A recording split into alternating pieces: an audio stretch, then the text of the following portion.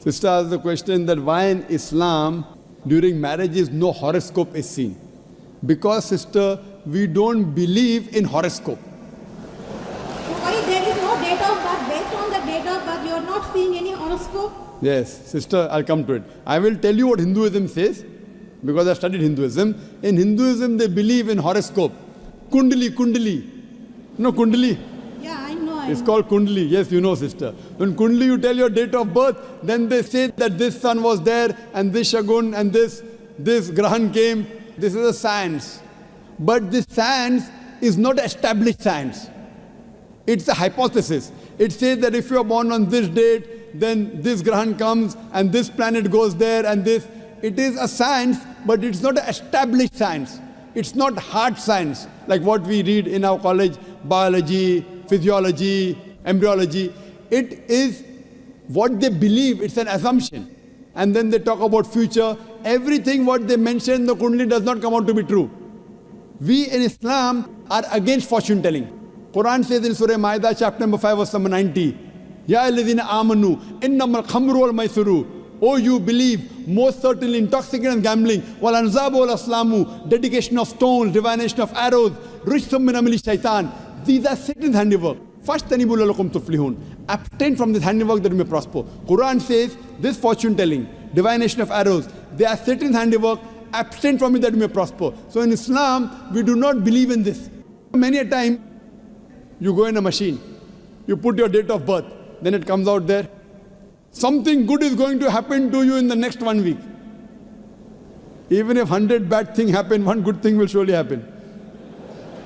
The next person goes, it comes horoscope, something bad is going to happen in the next 1 month. So these are statements that are made which are so ambiguous.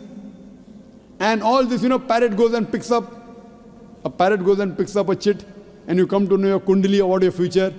So in Islam, we don't believe a parrot can pick up and tell you what is your future, or by reading the palm, or looking at the stars. Islam is against this. And many a time, you get fooled into believing that it is true. And there was a research done that once a psychologist, he was teaching a class of 100 students.